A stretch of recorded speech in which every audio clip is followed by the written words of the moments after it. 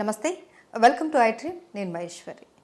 ఇప్పటి రోజులలో పిల్లలకి పెద్దలకి ప్రతి ఒక్కరికి కూడా హెయిర్ ఫాల్ అనేది పెద్ద సమస్య అయిపోయింది. కొంతమందిలో బట్టతల కూడా వచ్చేస్తూ ఉంటుంది. అయితే ఈ హెయిర్ ఫాల్ అనేది ఎందుకు అవుతుంది, ఇది రాకుండా ఎలా కంట్రోల్ చేసుకోవాలి, అండ్ అలాగే హెయిర్ గ్రోత్కి సంబంధించి ఆయుర్వేదంలో ఎలాంటి వనమూలికలు మనకు అందుబాటులో ఉన్నాయి, వీటన్నిటి గురించి కూడా చాలా క్లియర్గా తెలియజేయడానికి మనతో పాటు ఉన్నారు ప్రముఖ హెర్బలిస్ట్ ఆంజనేయరాజు గారు. వారితో మాట్లాడదాం. నమస్తే సార్. నమస్కారం అమ్మా. సార్, హెయిర్ ఫాల్ ఇప్పుడు ఏంటంటే ఎవరికైనా సరే, ఆడవాళ్ళకి కావచ్చు మగవాళ్ళకి కావచ్చు, హెయిర్ అనేది చాలా ఇంపార్టెంట్. ఒక లుక్ అనేది ఉంటుంది అనేసి చాలా కేర్ తీసుకుంటూ ఉంటారు. ఎంత కేర్ తీసుకుంటారో అంత హెయిర్ ఫాల్ అవుతూ ఉంటుంది చాలా మందికి. మగవాళ్ళలో అయితే బట్టతల కూడా వచ్చేస్తూ ఉంటుంది చిన్న వయసులోనే. అయితే ఈ హెయిర్ ఫాల్ రావడానికి మెయిన్ రీజన్స్ ఏంటి సార్? అనేక రకాల రీజన్స్ ఉంటాయమ్మా.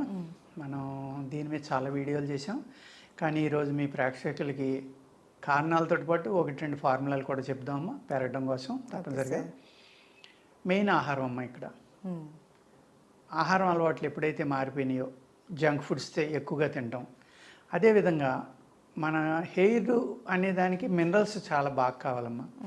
ఆ మినరల్స్లో ఐరన్ అనేది చాలా ఇంపార్టెంట్ అండి హెయిర్కి. ఈ ఐరన్ డెఫిషియన్సీ వల్ల కూడా ఇది జరుగుతుందమ్మా. అదేవిధంగా రకరకాల కెమికల్ షాంపూస్, కెమికల్ సోప్స్ ఇటువంటివి వాడడం, అదేవిధంగా మన ఆహారంలో అనేక రకాల కెమికల్స్ తోటి కూడి ఉన్న ఆహారం, విషంతో కూడి ఉన్న ఆహారం తింటాం, ఈ ఎక్కువ జంక్ ఫుడ్స్ తింటాం, ఎక్కువ కారం కానీ ఎక్కువ పులుపు కానీ ఇటువంటివి తినడం వల్ల ఇంటెస్టైన్స్లో ఒక హీట్ అనేది ప్రొడ్యూస్ అవుతుందమ్మా. దాన్ని గ్యాస్ట్రిక్ ప్రాబ్లం అనుకోవచ్చు, మనం అల్సర్స్ అనుకోవచ్చు, ఇంకోటి అనుకోవచ్చు.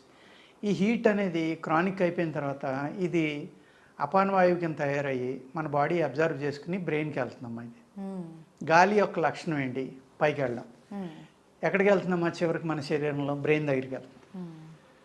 అక్కడికి వెళ్ళిన తర్వాత ఆ బ్రెయిన్లో హీట్ పెరిగిపోతుందమ్మా. ఆ హీట్ వల్ల స్కాల్ప్లో కూడా మీకు హీట్ పెరుగుతుంది. ఈ హీట్ పెరగడం వల్ల ఏమవుతుందంటే అతివేడి వల్ల ఈ హెయిర్ ఫాల్ అనేది కూడా ఒక కారణం అమ్మా. అదేవిధంగా మనం నూనె రాయడం మానేసామండి.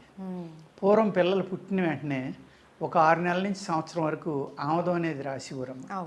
ఆముదం రాయడం వల్ల ఏమవుతుందంటే ఈ స్కాల్ప్కు చాలా చలవ చేస్తుందమ్మా. ప్లస్ పుట్టిన వెంటనే పిల్లలకి ఇక్కడ ఒక హోల్ ఉంది, ఓన్లీ స్కిన్ నుండి స్కాల్ప్ పూర్తిగా ఫామ్ అవుతుంది. ఏంటమ్మా దాని పేరు? పునికి అంటారు. అది పూర్తిగా ఫిలప్ అవుదమ్మా ఆ స్కాల్ప్ అనేది. ఆ తర్వాత అది పోడాలి. ఆ పోడాలి అంటే 1 ఇయర్ లోపల ఇంత లెక్క మీకు 1 ఇంచ్, ఒక స్క్వేర్ ఇంచ్ నుంచి 2 to 3 స్క్వేర్ ఇంచెస్ ఒక బోన్ ఫామ్ అవ్వాలంటే ఎంత కాల్షియం ప్రొడ్యూస్ అవ్వాలమ్మా చిన్నపిల్లల్లో. అందుకనే పిల్లల్లో కాల్షియం డెఫిషియన్సీ రాకుండా చూసుకోవడం ఇంపార్టెంట్ అమ్మా. అక్కడ జరిగే మెకానిజం వల్ల చూడండి, పిల్లల్ని మీరు అబ్జర్వ్ చేస్తే ఫ్యాన్ తిరుగుతూ ఉన్నా కూడా వాళ్ళ తలకి చెమట పడుతూ ఉంది. ఎందుకు అంటే ఆ మెకానిజం అక్కడ జరుగుతుంది కాబట్టి. దానివల్ల అక్కడ చాలా హీట్ ప్రొడ్యూస్ అవుతుందమ్మా. ఆ హీట్ అనే దాన్ని తగ్గించడం కోసం ఆముదం అనే ఒక అద్భుతమైన ప్రక్రియ మన ఆయుర్వేద శాస్త్రంలో పిల్లలకి ఆముదం రాసివ్వరమ్మా. ఆముదం రాయడం ఏమవుతుందంటే యాంటీ వైరల్లో, యాంటీ ఫంగల్లో, pain relief, anti plus lubricant, plus ఆ హీట్ అనేదాన్ని అబ్జర్వ్ చేసుకుని బయటికి తీసుకొచ్చేస్తుంది. ఎప్పుడైతే అలా జరిగిందో వాళ్ళ బ్రెయిన్ చల్లగా ఉండటం వల్ల ఆ పిల్లలు ప్రశాంతంగా నిద్రపోతారు. ఆ పిల్లల్లో బాడీలో హీట్ అనేది అబ్జర్వ్ అయిపోవడం వల్ల ఎదిగిన తర్వాత జుట్టు అద్భుతంగా పెరిగి జుట్టు రాలకుండా ఉండటానికి అక్కడి నుంచే మీరు జాగ్రత్త తీసుకోవాలమ్మా. అవన్నీ మనం మానేసి బేబీ ఆయిల్స్ అని ఇంకోటని లేకపోతే రోజు తలంటడం, ఈ కెమికల్ షాంపూలతో తలంటడం వల్ల కూడా ఈ మెయిన్ రీజను జుట్టు రాలిపోవడానికి అదమ్మా, హీట్ పెరిగిపోవడం అనేది. పెద్దవాళ్ళు కూడా అంతే కదా, ప్రతిరోజు తల అంటుతున్నాం. నైట్ పోనీ నైట్ ఆయిల్ రాసుకుని ఉదయం అంటుకుంటే పర్వాలేదమ్మా. ఆయిల్ రాయడం అనేది మానేసాం. కొబ్బరి నూనె మానేసాం. పూర్వం ఆవు నెయ్యి కూడా రాసేవారమ్మా. ఆముదం ఆవు నెయ్యి కలిపి రాసేవారు, ఆవు నెయ్యి రాసేవారు, ఆముదం రాసేవారు. కొబ్బరి నూనె అనేది కంపల్సరీ. లేవగానే ముందర స్నానం చేసిన వెంటనే కొబ్బరి నూనె రాసుకోవడం, తలంటుకోవడం అనేది వారానికో 15 రోజులకో 10 రోజులకో అమ్మ. ఇప్పుడు ఏంటి, ఎవ్రీడే మీరు కెమికల్ తోటి హెడ్ బాత్ అనేది చేస్తున్నారు. చేసినప్పుడు వెంట్రుకలు రాలిపోకుండా ఎలా ఉంటాయమ్మా. అదేవిధంగా పొల్యూషన్ పెరిగిపోయింది, వాతావరణంలో పెరిగిపోవడం వల్ల కూడా మీకు డాండ్రఫ్ అనేది చాలా ఎక్కువగా పెరిగిపోయిందమ్మా. డాండ్రఫ్ పెరగడం వల్ల కూడా మీకు ఆ డాండ్రఫ్లో ఉన్న ఏదైతే ఫంగల్ ఇన్ఫెక్షన్, అది ఆ ఫంగల్ ఇన్ఫెక్షను అనేక రకాల బ్యాక్టీరియాలు అక్కడికి చేరడం వల్ల కూడా ఆ రూట్లోకి వెళ్ళి ఆ రూట్ని తినేయడం వల్ల హెయిర్ ఫాల్ జరిగమ్మా మళ్ళీ ఆ రూటు బతకదు. బతకపోవడం వల్ల ఏమవుతుందంటే బాల్డ్ హెడ్ కూడా వచ్చేస్తుందమ్మా. దాని నుంచి మనల్ని కాపాడుకోవాలంటే ఫస్ట్ది ఏంటంటే ఆముదం రాసుకోవటమ్మా. అదే ఆముదం మీకు ఇబ్బందిగా ఉంది అనుకుంటే ఆ ఆముదం సగం తీసుకోండి, అంటే ఒక 500 ml కొబ్బరి నూనె తీసుకోండి అమ్మా. ఆ రెండాటిలోని మీరు ఈ జీడి, నల్ల జీడి అని దొరుకుతుందమ్మా. అడవి జీడి పిక్కలు అంటారు, అవి నల్లగా ఉంటాయి. అది కట్ చేసినప్పుడు కూడా గ్లౌస్ పెట్టి జాగ్రత్తగా కట్ చేసుకోవాలమ్మా. లేకపోతే అది కట్ చేసినప్పుడు ఆ జీడి తగిలితే చేతులు పుళ్ళు పడిపోతాయి. అటువంటి ఇది 1/2 లీటర్, అది 1/2 లీటర్ తీసుకుని అందులో 20 జీడి గింజలమ్మా లెక్క పెట్టుకుని వాటిని 2 ముక్కల కింద కట్ చేసి వాటిలో వేసి కాసుకోవాలమ్మా. ఆయిల్ ఆ జీడి గింజలు వేగి తేలే వరకు మీరు ఆ ఆయిల్ని బాయిల్ చేసుకోవాలి. అవి పైకి ఫ్లో అవుతాయి. ఫ్లో అయిన తర్వాత ఆయిల్ ఆపేసమ్మా.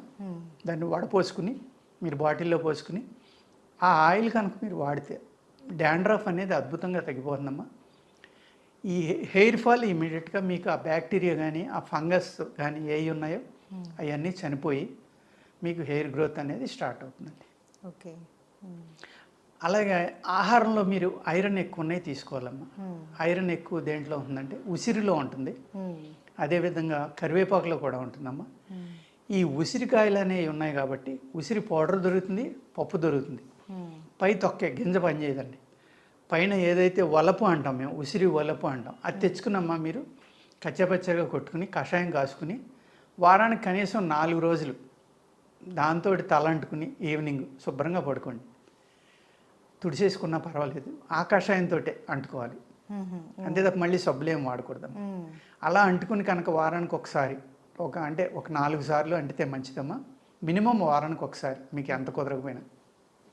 ఈ ఐరన్ అనేది ఆ హెయిర్కి అందటం వల్ల హెయిర్ ఫాల్ తగ్గుతుందమ్మా. చాలా మీ వెంట్రుకలు ఏ అయితే ఉన్నాయో ఇవి చాలా అందంగా షైనింగ్ తోటి ఉంటాయి, ఆరోగ్యంగా ఉంటాయి. ఇది కూడా చాలా సింపుల్గా చేసుకున్నామా, అందరూ వాడుకోవచ్చు. ఈ విధంగా హెయిర్ ఫాల్ నుంచి, అంటే హెయిర్ ఫాల్ గురించి అన్ని టీవీలు అడుగుతూనే ఉంటాయమ్మా. అన్నీ ఎప్పటికప్పుడు ఏదో ఒకటి చెప్తూనే ఉంటాం మేము.